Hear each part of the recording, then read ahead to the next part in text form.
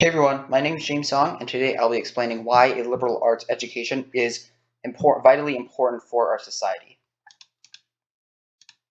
First, what are the liberal arts?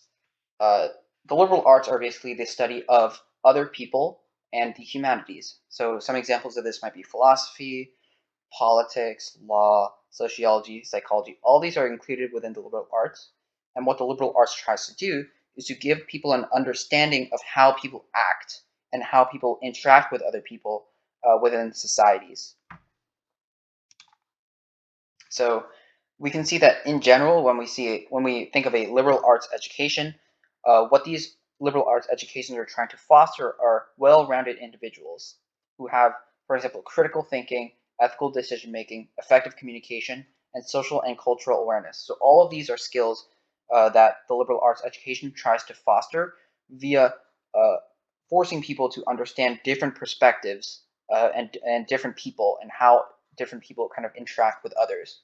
And so we can see that the skills that the liberal arts generates are not some kind of specific technical skills, but instead more broad skills that can be applied to any discipline, regardless, even in, for example, STEM.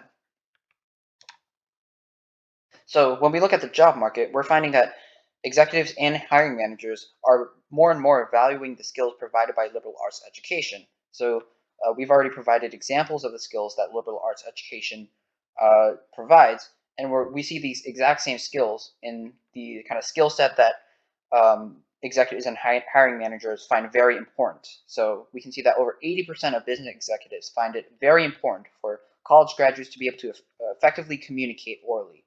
And this is something that, again, a liberal arts education tends to foster.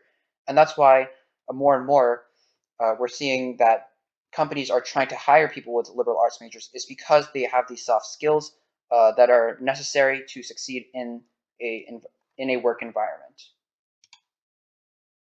We can also see that despite the fact that employers find it very important that people have these skills, people don't actually have these skills and are not well prepared for a job environment.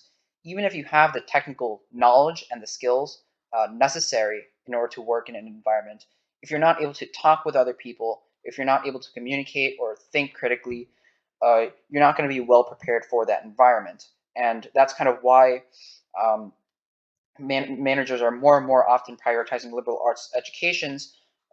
It's because it's kind of a guarantee that they have these kinds of skills. And finally, liberal arts in many cases can actually be a prerequisite to STEM. So when we actually think about technology, technology is not just something created in isolation. Technology is often created by groups of different people who all have to interact with one another in order to come up with solutions, and this kind of communication is necessary for innovation. Another component of this is that a lot of times it's normal people that have to kind of interact with this technology and use this technology, and an understanding of how people think is something that is important for the implementation of this technology. And what you're seeing is that uh, yes, you need the technical skills, but you also need an understanding of other people and how people think, and that's something that's provided by a liberal arts education. And that's why a liberal arts education, in many cases, is a prerequisite to effective STEM education. Here's my works cited. I hope this was a enlightening presentation, and thank you for listening.